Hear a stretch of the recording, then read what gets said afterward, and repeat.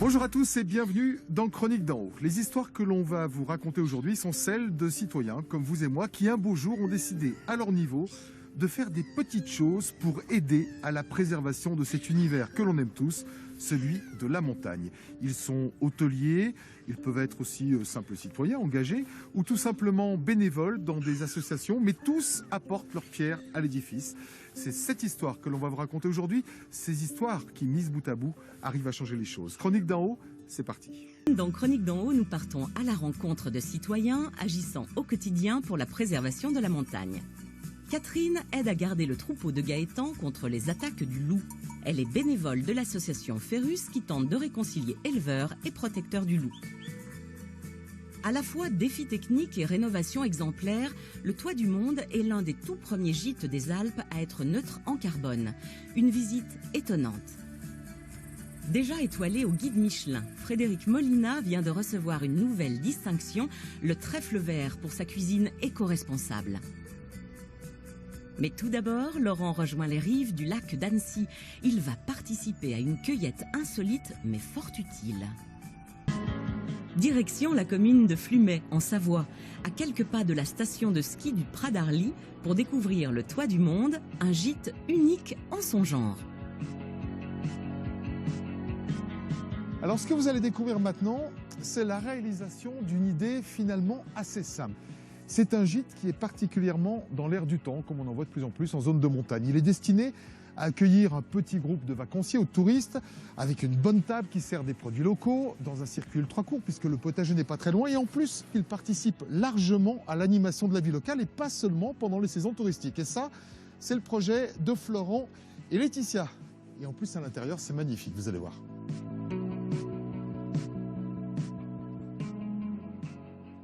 Bonjour. Bonjour Laurent. C'est magnifique, hein? Merci beaucoup. Bonjour. Et effectivement, ça ressemble vraiment à ce que c'était avant, c'est-à-dire au volume d'une grange. Je crois savoir qu'en fait, à l'origine, c'était le chalet de ta grand-mère que tu as voulu rénover comme ça. Tout à fait. C'était ici que je venais passer mes vacances quand j'étais gosse. Et lorsqu'on a eu cette ferme en héritage, le but c'était de savoir comment on pouvait la réutiliser au mieux pour faire perdurer l'âme de la grand-mère qui est toujours présente dans le bâtiment. Et dans la réflexion du projet, tout simplement, on a voulu faire comme la grand-mère, c'est-à-dire tirer le maximum de ce qu'il y avait autour de la ferme et que ça soit aussi bien en énergie qu'en alimentation. Et aujourd'hui, ça marche, on est autonome en énergie, on a notre jardin qui est fonctionnel et je crois qu'on a réussi. Alors, tu vas nous expliquer concrètement en quoi ça consiste un écogîte, hein, en termes d'énergie, de lumière, mais est-ce que c'était vraiment un souhait que vous aviez ou vous suivez un petit peu la mode, l'air du temps? Alors pour revenir un tout petit peu en arrière, moi à la base je suis ingénieur de formation et il y a plusieurs années déjà je réfléchissais à essayer de faire un petit laboratoire de montagne pour démontrer qu'on peut être autosuffisant en énergie. Et ici on dirait pas parce que c'est tout caché, c'est tout, on voit presque plus rien, mais c'est un petit laboratoire, il y a plein d'innovations. Et ce bâtiment, il est très performant d'un point de vue énergétique. Alors, il y a un côté écogîte, ça c'était un projet que vous aviez ensemble, de respecter la nature, mais il y a aussi la décoration, là aussi vous êtes mis d'accord, et il y a la touche de la patronne entre autres. La touche de la patronne, tous les deux, on a essayé de respecter déjà ce qui était existant, donc les balcons étaient déjà existants, c'est pour ça qu'on a créé un peu ces mezzanines. On a créé cette scène de musique, donc le but c'était que tout le monde puisse voir la scène, donc les demi-étages c'était aussi fait pour ça. On s'est juste adapté en fait à l'architecture, tout simplement on a créé cet endroit qui nous ressemble aussi.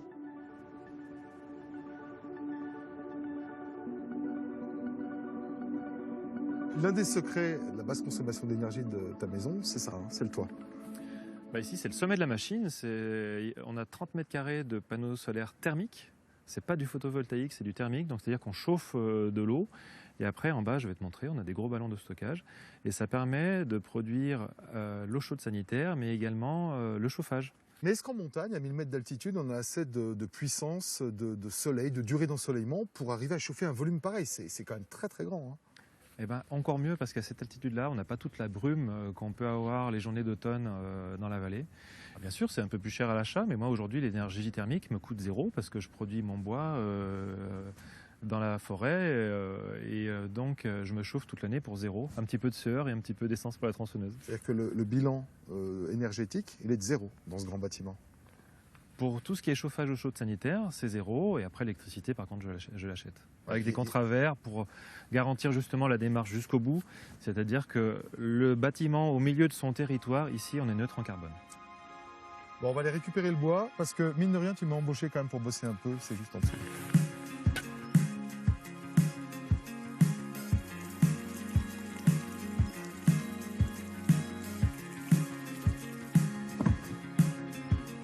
T'en passes combien de stères de bois pour le bâtiment?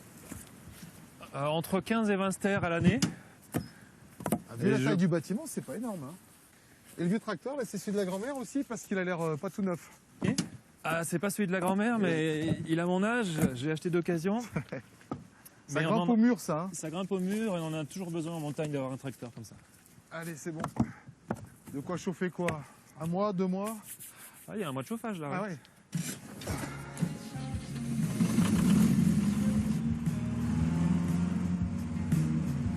C'est marrant de conduire ce truc. Ah, il faut pas de permis, mais c'est quand même très rigolo. Ouais. Et alors on voit qu'on n'est pas en panne, hein? Ça fait un peu de bruit, c'est le seul truc que j'ai pas trouvé en électrique.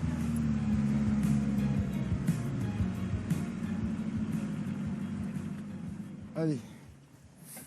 Bon, on va pas tout décharger, mais un peu quand même. Et puis vous allez visiter quelque chose d'extraordinaire. C'est le système d'exploitation. On va voir le cœur de la machine. Voilà, le cœur de la machine, il y a plein de tuyaux, mais c'est génial. Tuyaux très intéressants. Alors voilà l'antre de la bête. On dirait que tu fabriques du vin, mais en fait pas du tout, c'est de l'eau chaude, hein, c'est ça? C'est ça, c'est-à-dire qu'ici, tu récupères l'eau qui vient du toit? L'énergie qu'on stocke, c'est de l'eau chaude. Ouais. Et donc, celle qui est passée dans... C'est ça, les panneaux solaires envoient de la chaleur ici. Ouais. Donc on va chauffer ce ballon-là. Et lorsqu'il n'y a pas de soleil, donc on a une chaudière au bois, on vient d'en amener, qui va chauffer l'autre ballon. Et tout ça fonctionne de manière intelligente, avec des petites applications. Maintenant, tout fonctionne sur le smartphone. On va retrouver Laetitia. C'est parti. Elle va jouer un petit truc ou pas? C'est pas gagné. Ah.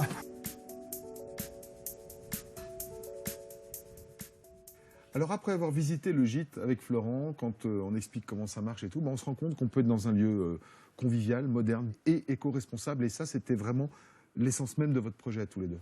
Voilà, c'est ce qu'on voulait. On voulait montrer aux gens qu'on pouvait être écolo, manger bien et s'amuser dans un endroit assez festif comme celui-ci. En fait, pour vous, l'écologie, c'est pas punitif, c'est plutôt marrant. Il ne faut pas non plus se faire du mal en disant, voilà, je vais me priver de ça et ça pour respecter la montagne. Ici, je ne pense pas qu'on prive les gens de quoi que ce soit. C'est du travail, c'est vrai que bon, on fait le jardin, on fait le bois, comme tu as pu voir.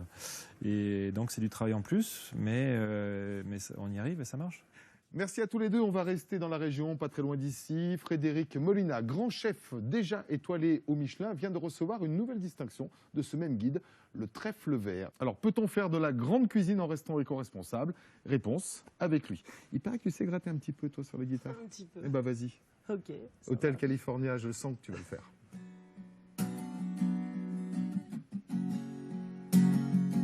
Et je tiens aussi à remercier tous ceux qui, par leurs petits gestes au quotidien, permettent à leur niveau de faire avancer les choses. Voilà, cette émission a été faite dans le cadre de notre grande opération Préserve ta montagne, une opération dans laquelle France 3 s'est engagée pour 2020. Hashtag Préserve ta montagne pour tout savoir. Nous, on peut se retrouver sur les réseaux sociaux pour discuter ensemble. Et je vous dis tout simplement à la semaine prochaine.